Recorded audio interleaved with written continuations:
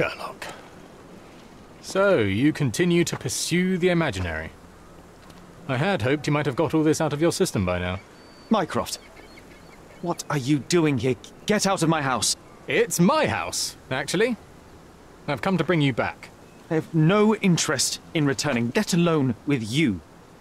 I know you lied about Mother all these years, claiming she was merely ill, but she was unstable. She never had tuberculosis. She was not recuperating, but mentally deteriorating, and you never once thought to tell me. How dare you? I shall not indulge this petulant tantrum. You can just tire yourself out and then slink back to London with your tail between your legs. Just tell me everything. I'm an adult now. Show me the basic courtesy of an explanation. You know I will find out eventually. The goal was stability, and that's what you got. The right thing for everyone was to try and move on from her passing. The consequences of one's actions determines what is right or wrong. Yes, exactly. The ends justify the means. After leaving Cordona, Sherlock, you had a normal childhood. In London, I was able to support you, guide you, shape you into a fine and productive young man. You have so much potential, so much to offer society. But that's not the end. Now I found the truth, and it has shattered everything I knew about her, about you, and about myself. I feel unstable because of you. Your actions were not justified. Lying never is. Oh, grow up, Sherlock. It was a white lie which has as much use in the realm of the interpersonal as the international. It is time you come to accept that some things are bigger than yourself. Oh, you are full of it. You like to pretend you care about the big picture, but it's just an ego trip. You like knowing more than others. You like greasing palms and rubbing shoulders with the rich and powerful. You like having eyes and ears everywhere. The fact it helps the nation is incidental, because all you care about is yourself. It's true. I have agents everywhere, including Cordona. If you weren't so damn stubborn, you'd realize that means I'm only here for you.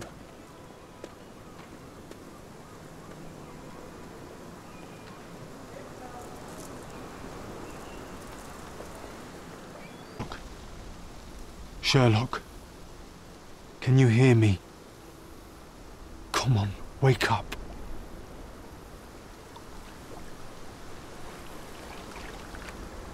Get off me. Sherry, You knew, and more than that, you hid it from me. you couldn't bear the truth, Sherlock, so I shouldered it for you. I took your pain, your horror. Otto Richter murdered my mother, and Mycroft covered it up. Whisked me away from this place, buried me in schoolwork, and left the past to rot. And you needed a way to cope, so I helped. You were a lie, John, a fiction, a crutch. No, I was a friend.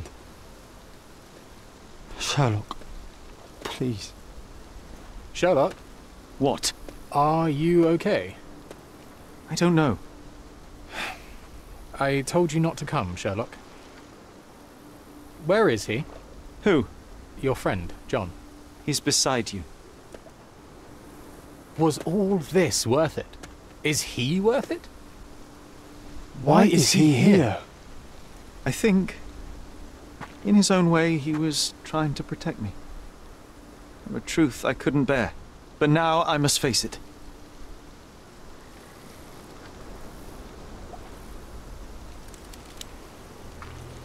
Sherlock, what are you doing? You kept me in the dark and kept your actions quiet. You enabled Richter and his untested quackery for far too long. And worse, you wanted to lock up our mother. I wanted to give you a chance at normalcy, childhood. There was no changing what happened, no good to come of dwelling in the past. It was lies upon lies. Otto Richter was trying to save her, but you decided he deserved to take the fall. Is that justice? The big picture, Sherlock. The big picture. Perhaps Richter was not responsible for her fit of rage, but his treatment led inexorably to that moment. You were so fragile. I could not... I just couldn't. I chose us over him. You know, for once I believe you. And perhaps now that the truth is out, I can actually do what you had hoped. Leave it all in the past. Good. You have your whole life ahead of you, Sherlock. It is time you got on with it.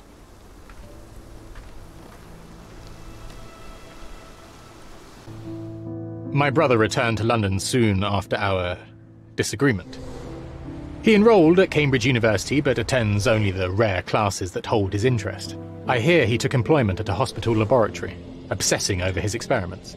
I suppose he seeks solace in the empirical truth of a chemical test.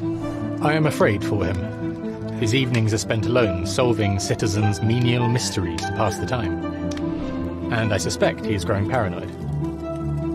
One of my agent's vehicles recently ignited during a surveillance operation. She was lucky to get out alive.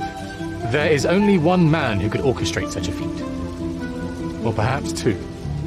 I saved my brother. He will never forgive me.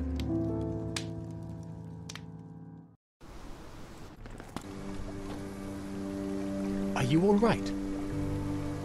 I think, on the balance of things, no.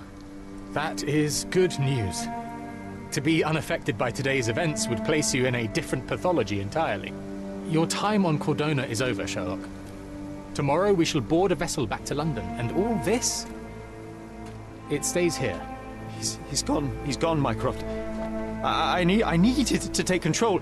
He would help me, but it was a lie but he's gone. I knew he was wrong. Do you see? I am free. I just had to act.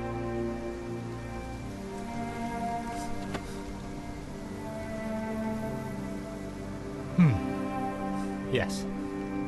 In that respect, you are your mother's son.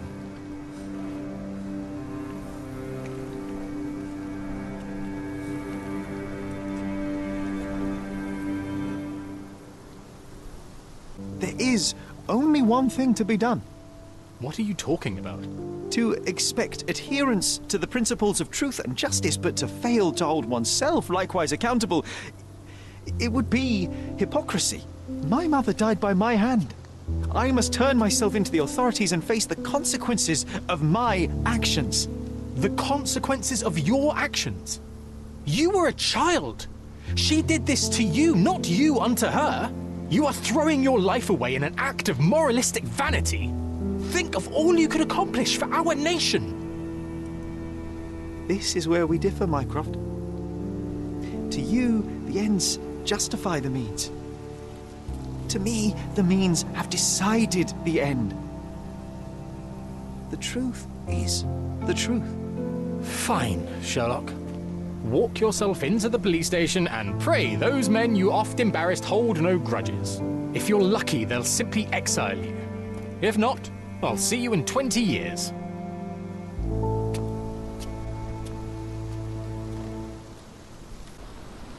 I was prepared to take responsibility for my actions, but again my brother conspired against me. A little diplomatic pressure and the trial was dismissed. Instead, I was exiled from Cordona. Freedom never tasted so bitter. Another perversion of justice at Mycroft's hand. Who's there? Who do you think? Let it be known that I'm handy with this revolver. Nonsense, Dr. Watson. As I understand it, when faced with the imperative to defend oneself, one's comrades, and one's nation, you fled. Aren't you going to introduce us, Sherlock? Watson, meet my brother Mycroft, the Queen's best boy. This is a grim augury indeed, for wherever Mycroft travels, tedium surely follows. In contrast, of course, to Sherlock, a man whose obsessive pursuit of the trivial tears through the most carefully laid plans like a hurricane. Do you have any idea what you have disrupted? Your ego is inflated as much as your waistband. What word comes to mind? You work for the government? International trade is a delicate beast. Your antics and Edelweiss have jeopardized one of the Crown's richest relationships. Oh dear. As rich as all the butter you've been slathering on your bread? We need your help. What? There is evil afoot. Strangeness and savagery like I have never seen. Something otherworldly festering in the dark beyond our reach. We have seen things that defy explanation. Mystic forces, magic. You must help us. It's true. The British government does not invest its resources in the insane or intoxicated. Pull yourself together. I know men like you. Men like you grease palms, whisper in ears, start wars, and you send men like me to die in them. You and the rest of your corpulent cronies. Ha! Corpulent! That was it. Interesting, Sherlock. But as you again drift away from sanity, you find yourself another John. Mycroft, here to buy a book on fraternal dysfunction. The Holmes family is beyond counseling, Doctor. True, more deserving of scientific study. What do you want? I came to warn you. Perhaps you have a moment to... Sorry, I reserve Tuesday afternoons for time with friends. I'm worried about Sherlock. He's not well. You should know that he has had episodes in the past. Detachment from reality. He will need your support. Such gall. First you crush him under your boot heel, now you ask me to pick up the pieces. Your emotions are impeding your rationality. He needs to be distracted, diverted into something less harmful. Surely you jest. Only one thing shall truly bring him peace of mind, and that is solving his case. The last case he pursued so doggedly was Cordona. He came home a wreck, and this time I fear he may not return at all. You are not his father, Mycroft. Not anymore. He is a grown man, a brilliant man. I know you care for him. I just wish you also respected him. The Crown cannot help you. But I can. Give him this. What is it? A confidential note tied to his case. He may see value in it. Just do not tell him it came from me. Oh, speaking of the Crown, perhaps you can help us with another matter? It requires some local knowledge.